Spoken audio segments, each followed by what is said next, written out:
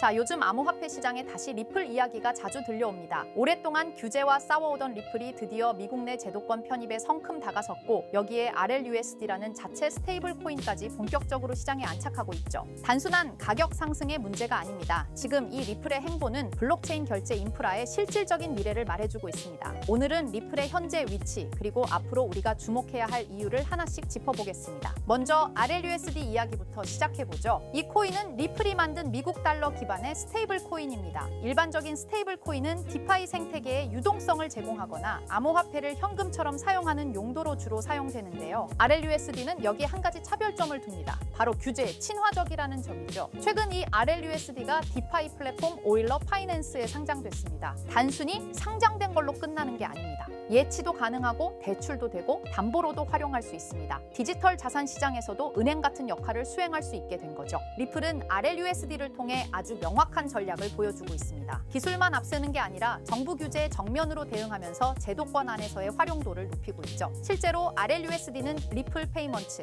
히든로드 등 기관 서비스에 이미 통합되었고 레볼루트, 제로해쉬 같은 글로벌 핀테크 기업들도 이를 상장했습니다. 이건 단순한 확산이 아니라 규제 친화성을 기반으로 한 신뢰 구축입니다. RLUSD는 최근 미국의 대표 거래소인 제미니에 상장됐습니다. 이건 단순한 상장이 아닙니다. 제미니는 미국 내에서도 규제에 특히 민감하고 감독기관과 협조적인 거래소로 알려져 있죠. 이런 제미니의 RLUSD가 상장됐다는 건 RLUSD가 단순한 실험용 스테이블 코인이 아니라는 의미입니다. 기관 투자자나 보수적인 거래소가 신뢰할 수 있는 수준의 안정성과 투명성을 갖췄다는 증거이기도 하죠. 실제로 제미니 상장 이후 RLUSD의 거래량은 하루 만에 63.7%나 증가했고 투자자들의 관심도 확실히 높아졌습니다. 물론 시장에는 이미 절대적인 강자들이 존재합니다. 바로 USDT와 USDC죠. 이 둘은 시가총액만 봐도 비교가 되지 않습니다. 하지만 시장이 포화됐다는 건 오히려 새로운 전략의 기회가 될 수 있습니다. RLUSD는 기업 간 결제 시스템, 즉 B2B 거래에 초점을 맞추고 있죠. 일반 소비자 대상보다 규제와 신뢰가 중요한 시장에서 경쟁력을 쌓겠다는 전략. 이건 단기적인 유행보다 장기적인 기반 구축에 더 어울리는 방향입니다. 리플이 SEC와의 오랜 소송에서 승소한 것은 단순한 이슈가 아닙니다. 이건 암호화폐 업계 전체가 겪는 불확실성을 한 발 덜어낸 사건이죠. SEC와의 분쟁으로 수년간 미국 내에서 위축됐던 XRP가 이제는 당당히 제도권 내에서 활동할 수 있는 환경이 만들어졌습니다. 이는 리플에게도 투자자들에게도 시장 전체에도 아주 큰 의미를 가집니다. 최근 JD 벤스 미국 부통령이 암호화폐 규제 정상화의 필요성을 강하게 강조했습니다. 그의 발언은 단순히 정치적인 수사를 넘어서 실제 제도화가 눈앞에 다가왔다는 시그널로 받아들여집니다. 특히 그가 언급한 암호화폐 시장 구조법이 현실화된다면 XRP 같은 자산은 명확한 규제 아래서 더 넓은 시장 진입이 가능해집니다. 제도화는 리스크가 아니라 성장의 발판이 될 수 있다는 걸 보여주는 흐름입니다. 그리고 또 한 가지 흥미로운 소식이 전해졌는데 카르다노의 창립자 찰스 호스킨슨이 XRP와의 협력 가능성을 시사했습니다. 디파이 생태계에 XRP를 통합하겠다는 건데요. 이건 단순히 기술적 협력을 넘어 디파이라는 빠르게 성장 중인 생태계에서 XRP의 자리를 확보하려는 전략입니다. 현재 디파이 시장의 총 잠금 가치는 600억 달러를 넘겼고 그 안에서 신뢰성과 유동성을 동시에 갖춘 자산에 대한 수요는 꾸준히 증가하고 있습니다. XRP는 원래부터 빠른 결제 속도와 낮은 수수료로 유명했지만 스마트 계약 기능은 다소 부족했죠. 여기서 카르다노의 기술력이 보완제로 작용할 수 있습니다. 예를 들어 XRP를 담보로 디파이 대출을 받거나 자동화된 금융 거래를 수행하는 기능이 가능해지는 거죠. XRP가 결제 기반에서 디파이까지 확장하게 되면 단순한 유틸리티 코인을 넘어 진짜 탈중앙 금융의 기반 자산으로 거듭날 수 있습니다. 그리고 최근 G20, IMF, 세계은행, WET까지 XRP를 글로벌 결제 인프라의 대안으로 언급하고 있는데요. 이건 굉장히 상징적인 평가입니다. 기존의 스위프트 시스템은 전 세계 금융을 연결하긴 하지만 결제에 3일이 걸리고 수수료도 높으며 투명성도 낮다는 지적이 계속되어 왔죠. XRP 레저는 이런 문제를 실시간 정상과 낮은 수수료, 블록체인 기반의 투명한 구조로 해결할 수 있습니다. 특히 리플의 온디맨드 유동성 솔루션은 송금 시 중간 환전 과정을 없애고 XRP를 직접 활용해 즉시 정산이 가능하게 만듭니다. 이건 단순히 기술적으로 좋다는 수준이 아니라 국제 금융망과 실질적으로 연결될 준비가 준비가 되어 있다는 뜻입니다. G20는 2027년까지 전체 국제 결제의 75%를 1시간 이내에 처리하겠다는 목표를 세웠습니다. 이런 목표에 XRP가 기술적으로 거의 완벽히 부합하고 있다는 건 향후 실제 정책에 XRP가 포함될 가능성을 높여주는 요소입니다. 이제 리플은 단순한 암호화폐 프로젝트가 아닙니다. RLUSD를 통해 스테이블 코인 시장을 공략하고 XRP로 글로벌 결제망을 구축하고 있으며 디파이, 공익기부, 기업 재무 전략까지 손을 뻗고 있죠. 특히 나스닥 상장사 비보파워가 XRP를 중심으로 한 디지털 자산 전략을 발표한 건 XRP가 이제 단순 결제 수단을 넘어 실제 자산 관리에 활용될 수 있다는 가능성을 보여줍니다. 리플은 기술, 제도, 시장을 모두 연결하고 있습니다. 지금 이 흐름은 XRP와 RLUSD의 성장이 단순한 단기 테마가 아닌 구조적인 변화의 서막일 수 있다는 걸 암시하고 있는데요. 자, 그렇다면 결국 리플이 궁극적으로 추구하고 있는 게 뭘까요? 바로 실물자산 토큰화, RWA입니다.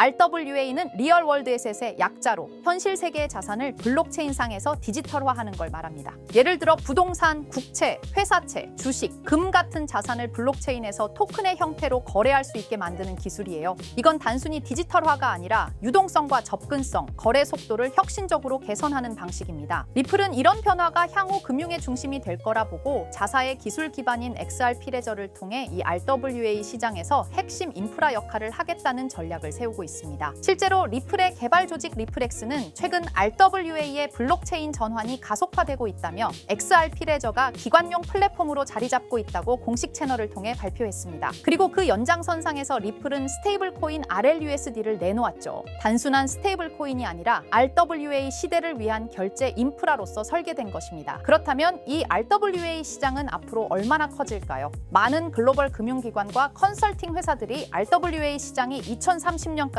최소 10조 달러 이상에 이를 것으로 전망하고 있어요. 특히 가트너, 보스턴 컨설팅 그룹 등은 이 시장이 향후 블록체인 산업 내에서 가장 큰 성장 동력이 될 것이라고 평가했습니다. 단순히 토큰을 발행하는 수준을 넘어 실제로 글로벌 자산의 흐름을 블록체인 위에서 운용하는 시스템으로 변하고 있다는 거죠. 전통 금융기관들도 참여하고 있고 RWA 전문 스타트업에 벤처 캐피털 자금이 몰리는 추세입니다. 왜냐하면 이 구조는 기존 금융을 대체하는 게 아니라 보완하고 효율화할 수 있기 때문이에요. 그래서 리플을 포함한 여러 기업들이 지금 이 시장에 선점하려고 하는 겁니다. 지금 시작되는 이 흐름이 향후 10년간 블록체인과 금융을 통합하는 핵심 축이 될 가능성이 높습니다. RWA가 이렇게 시장에서 주목받고 있는 이유는 생각보다 명확합니다. 첫째, 기존 금융 시스템이 너무 느리고 복잡해요. 부동산을 사고 팔거나 국채를 거래하거나 펀드를 운용하려면 수많은 중간 단계가 필요하죠. 그런데 RWA는 이런 과정들을 스마트 계약으로 간소화할 수 있습니다.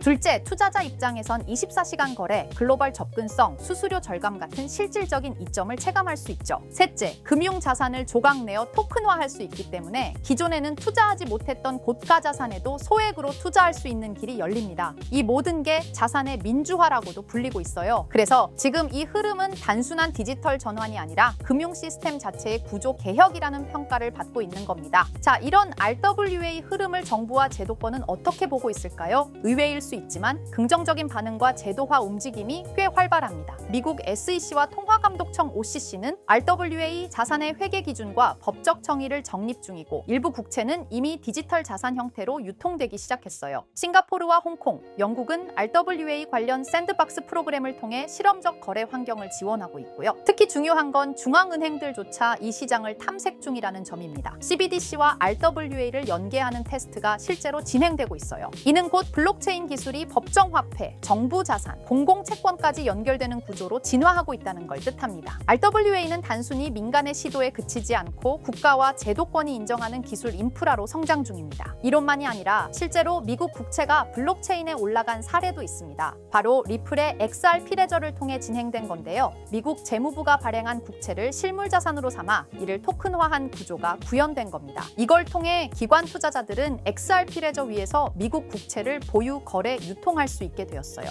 이건 굉장히 중요한 시사점을 줍니다. 왜냐하면 세계에서 가장 안정적인 자산으로 평가받는 미국 국채조차 블록체인 기반으로 옮겨졌다는 건 기술의 신뢰성과 법적 기반이 이미 어느 정도 충족되었다는 뜻이거든요. 리플은 XRP 레저를 통해 국채 같은 고신뢰 자산의 디지털 거래 인프라를 제공하면서 RWA 시장에서 자신들의 역할을 구체적으로 증명하고 있는 셈입니다. 그리고 드디어 등장한 이름 블랙록입니다. 다들 아시죠? 무려 무려 11조 달러 이상을 운용하는 전 세계에서 가장 큰 자산 운용사. 그런 블랙록도 이제는 RWA 시장에 뛰어들었습니다. 블랙록의 CEO 레리 핑크는 이렇게 말했어요. 모든 금융자산은 토큰화될 것이다. 즉 부동산, 채권, 펀드, 주식 전부가 앞으로는 블록체인에서 거래된다는 의미죠. 그리고 블랙록은 이 시장이 향후 10년 안에 약 30조 달러 규모로 성장할 것이라고 전망했습니다. 단순히 말을 한 게 아니라 직접 자신들의 펀드를 블록체인 형태로 내놓기 시작했어요. 블랙록이 이렇게 움직인다는 건 RWA가 올드머니의 신뢰까지 얻었다는 의미입니다. 블랙록은 실체 있는 첫 RWA 펀드로 비드를 선보였습니다. 이 펀드는 미국 국채 같은 실물 자산을 기반으로 하면서 이더리움 블록체인 위에서 운영되도록 설계됐어요. 스마트 계약을 활용해서 매일 이자가 자동으로 분배되고 투자자는 자신의 자산 상태를 실시간으로 확인할 수 있습니다. 말 그대로 기존 전통 금융과 블록체인의 장점을 섞은 하이브리드형 펀드입니다. 비들은 특히 기관 투자자들 사이에서 디지털 자산 신뢰도를 올리는 사례로 꼽히고 있어요. 이 펀드를 통해 블랙록은 단순한 실험을 넘어 RWA의 실전 적용 가능성과 수익성을 동시에 입증하고 있는 셈입니다. 놀라운 건 비들의 현재 규모입니다. 출시된 지 1년 2개월밖에 안 됐는데 운용 자산이 벌써 10억 달러를 돌파했어요. 이는 단순히 블랙록의 브랜드 파워 때문만은 아닙니다. 투자자들이 RWA 구조에 실질적 신뢰를 보내고 있다는 증거이기도 하죠. 특히 일일 이자 지급, 실시간 조회 가능, 안정적인 국채 기반 등 전통 금융의 신뢰성과 블록체인의 유연함을 모두 갖춘 게 크게 작용했습니다. 앞으로 비들처럼 토큰화된 펀드가 더 많이 등장할 가능성이 크고 이로 인해 RWA 시장은 기관 자금 중심으로 급속히 팽창할 수 있습니다. 지금 우리는 단순한 테스트가 아니라 거대한 판이 바뀌는 현장을 보고 있는 겁니다. 하지만 이렇게 말씀드려도 이런 반응을 보이실 겁니다. 그래, RWA가 유망한 건 알겠어. 그런데 RWA 테마에 어떤 종목을 봐야 하는데 당연한 반응이에요.